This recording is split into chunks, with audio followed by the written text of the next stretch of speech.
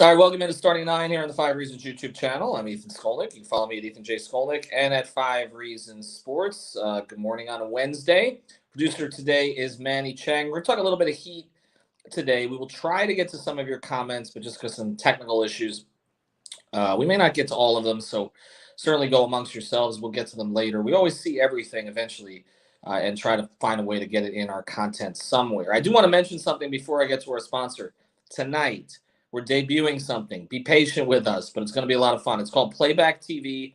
We signed a contract with them where we're going to be doing in-game programming. Essentially, there's going to be a stream that you can watch of the game. It's the same Bally Sports stream that you would see on your television set, but we're going to be in there doing play-by-play and additionally, well, maybe not play-by-play, but certainly a lot of analysis, and additionally, you can comment with us. So Alex, Brady, Greg, and myself will all make an appearance there tonight, and you can just hang out and watch the game with us. This is going to be something we're going to try to do as many Heat games, eventually Dolphin games, Panther games, maybe even an occasional Hurricanes game as we possibly can. So check it out. It's at Playback TV. We're going to post the link on my Twitter feed later today when we get everything set up. We should be there starting at about 7:15 Eastern for a 7:30 start against the Nets in Brooklyn. So check that out. We do want to mention our sponsor here at Starting Nine, All Pro Construction Builders.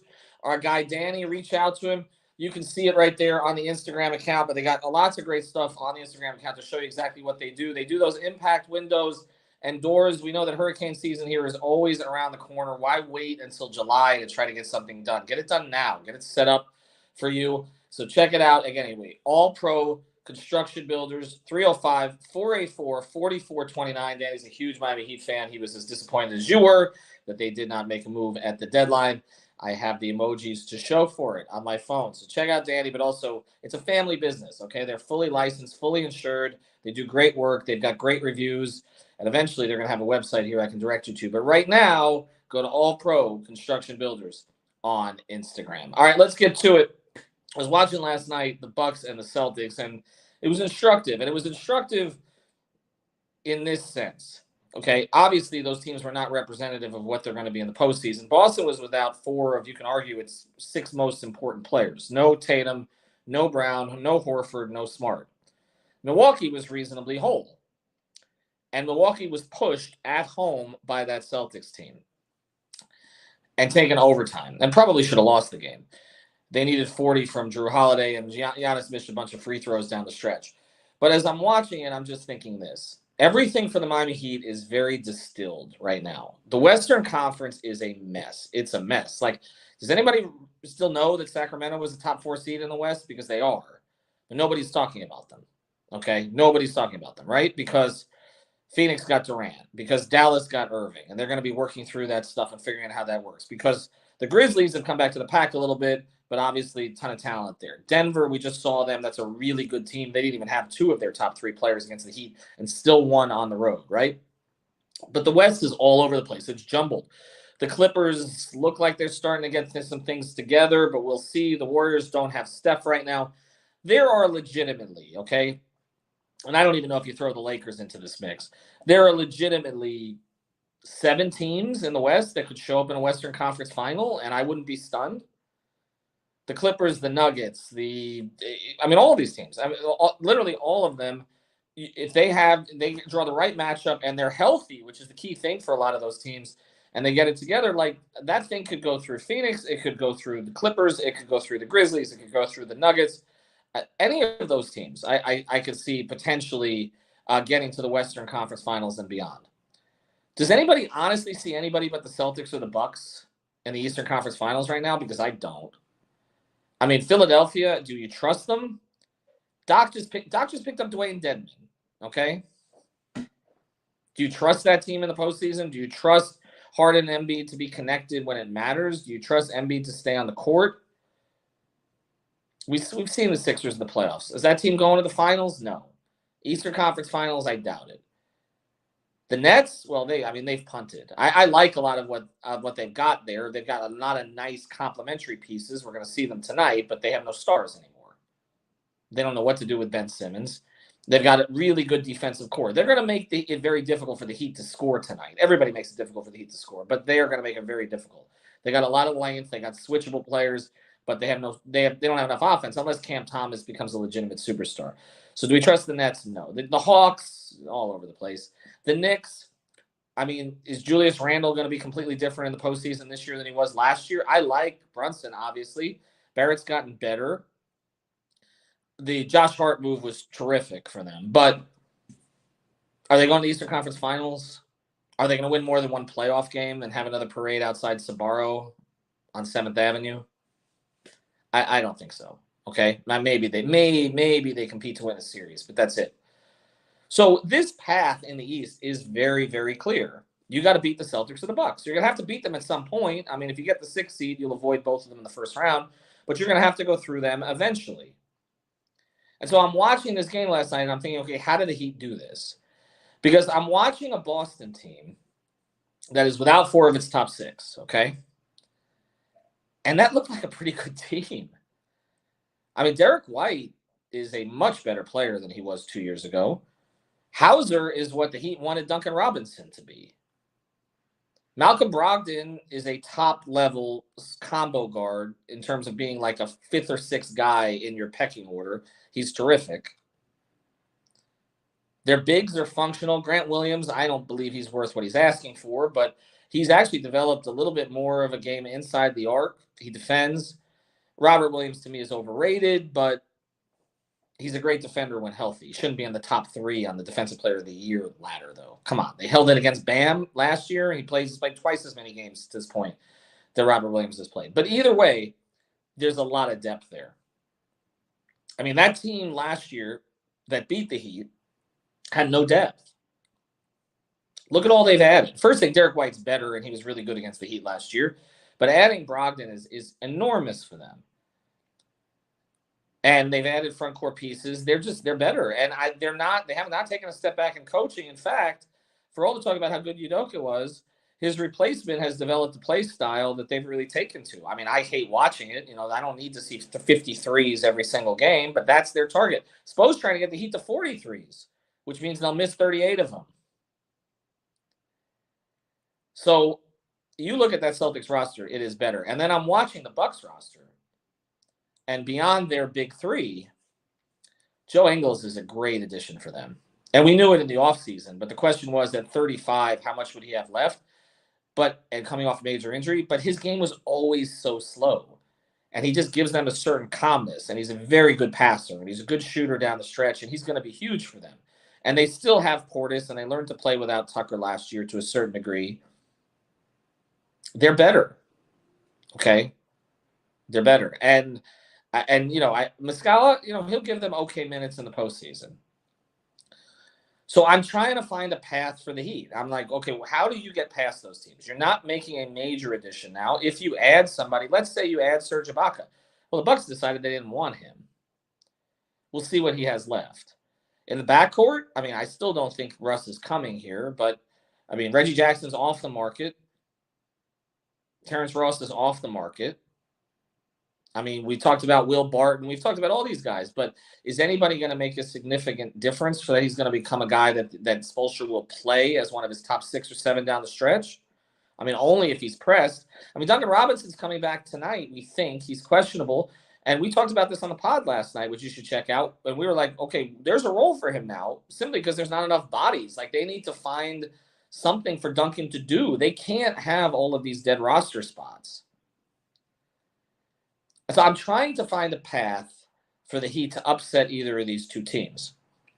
And honestly, it really comes down to this for me, okay? A couple things.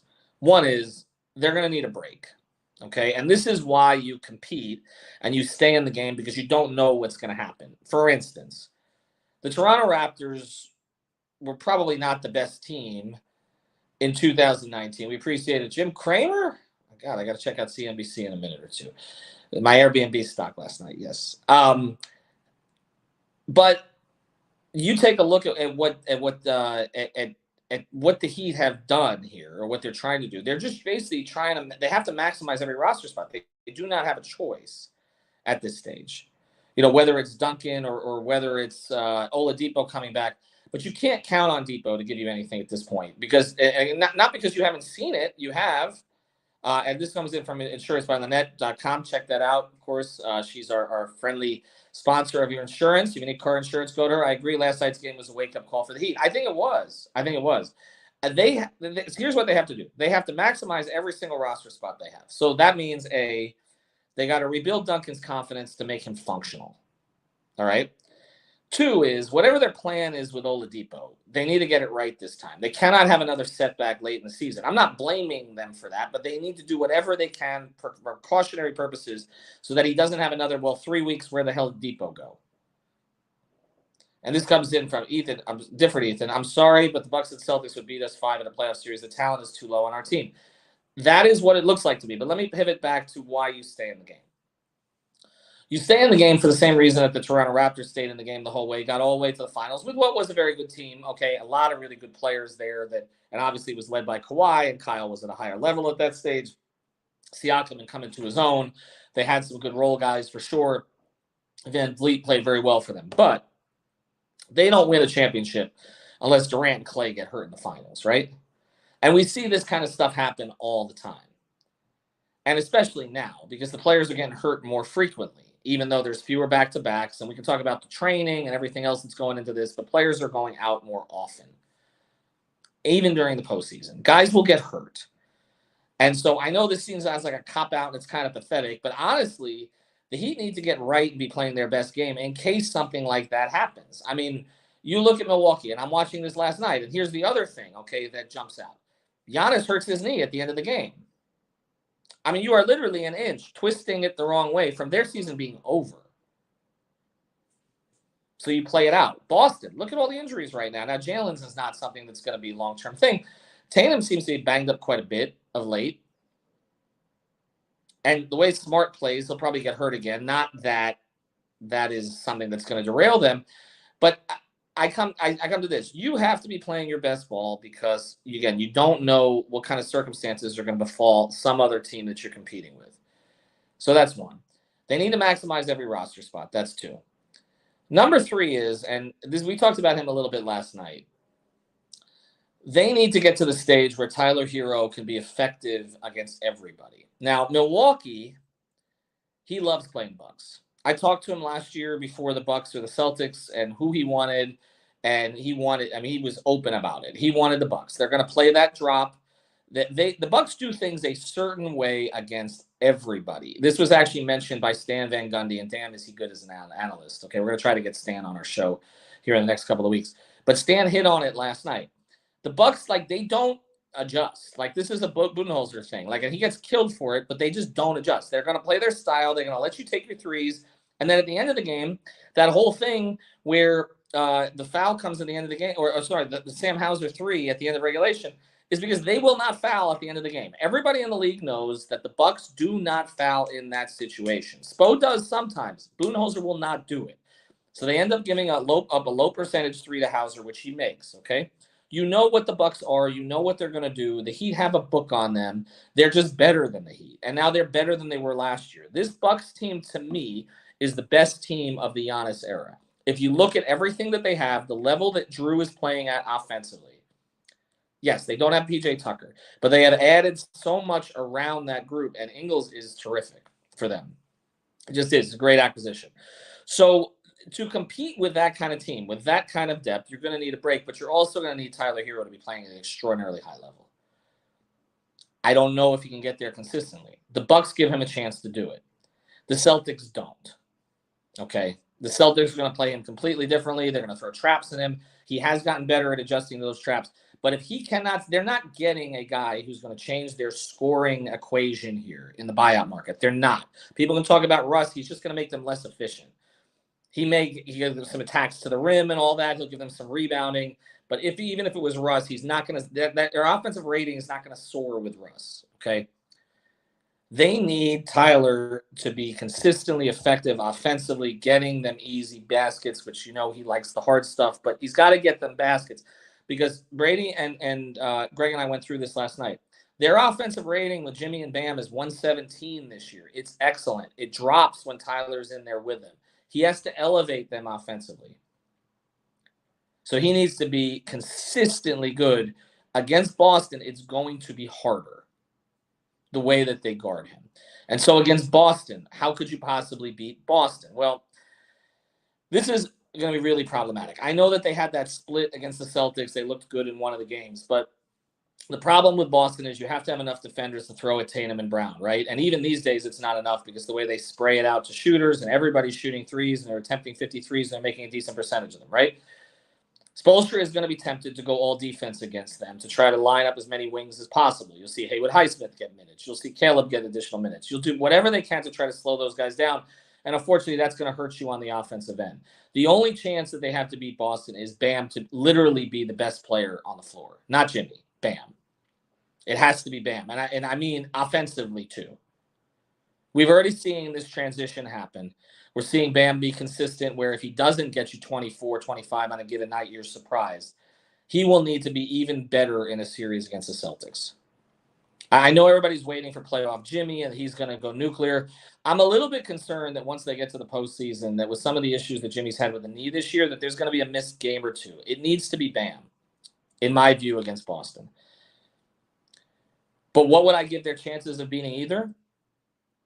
I have trouble seeing them take either to more than 5 games.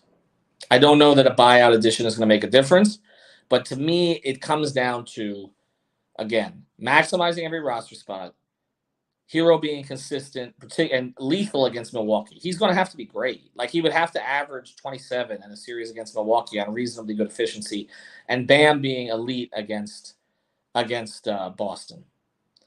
Otherwise, the reality is this team has a second-round ceiling. If they're a 6 seed and they're playing Philadelphia, would I pick them? I'm not sure. Would I give them a puncher's chance? Yes. I just trust Eric over Doc that much. If somehow they got in a spot to play the Knicks, sure. Cleveland, I think they're okay against Cleveland. I know everybody's concerned, and we just saw it up there. I know everybody's concerned that they don't have enough bigs to match up with them. I think they would be okay against the Cavs. Donovan Mitchell has had great moments in the postseason, no question. But they're a young group relatively. Young groups tend to go through a little bit of struggle early when they were starting to make playoff appearances. I could see with the way the Heat have played in the clutch, and we've talked about that last night, they're basically a top 10 team in the clutch this year. I could see them making enough plays and Jimmy carrying them against Cleveland. So I do think the Heat can win a first-round series as currently constituted. But is that enough for everybody? Probably not, right? So that's kind of how I see it. We'll talk about it more later on. Apologize for not getting some more comments today, but again, we're working on through some technical stuff while we're trying to launch something new. Again, check out all the other content here. There's great stuff from Vish. I'm going to answer this from Lynette. Is Lowry done? They're pushing the goalposts on it, aren't they? I told everybody 2 weeks ago I didn't anticipate him having a big role with the team the rest of the year. Now, you may say I'm contradicting it by saying they got to maximize every roster spot. They do. Okay, they can't have $28 million doing nothing. But you see how it's kind of been pushed to indefinite, and now the reports are coming out that it won't be for indefinite means a while, and then they're looking at guards in the buyout market.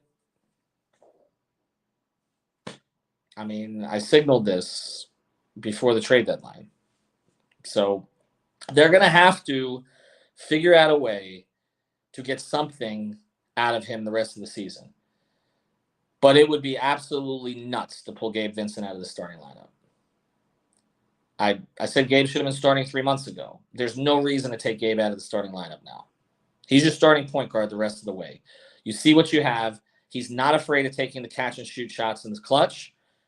Kyle hasn't been taking those. And he's a much better defender at this stage. So you're going to get some inconsistency with Gabe, but I'd rather be playing him. This comes in from Everton. We'll close here. What do you consider right now in the buyout market that can help them? I mean, I like the Will Barton acquisition as because you do need a shooter. I think you need a shooter more than you need a big, honestly, if you're going to get something from Yurt when he comes back. And as far as another playmaker, I mean, I'm okay with the Russ thing if it's positioned the correct way. Watch Chicago, though. You never know if Goran might want out. And honestly, if you just want some bench pop, I know he wants to come back. So, that's an option too. Not going to help you defensively, but they can cover for him a little bit there. But Ibaka, to me, if he has a little bit left in the tank, it's interesting. Rashawn Holmes is a guy that we talked about a little bit. There are more guys that are going to pop. They've got about 2 weeks. You have until March 1st to get a guy on your roster that can play in the playoffs. So they're looking at the whole list. They will add somebody, but I would keep expectations low. I mean, unless you all don't remember Mike Bibby. Players hit the buyout market usually for a reason. It's a little bit of a better chance this year because there are so many players, and some of these guys, it's simply a role fit.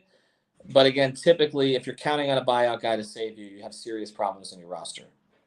And we know that even though they're top 10 in the league right now in record and everything else, the Heat have some serious problems on their roster. All right, thanks everybody for watching, listening. We'll do more of these. Thanks to all pro construction builders. Mention us the 5 reasons. I should mention that you give a 10% discount on your storm windows and all that good stuff. So get it done now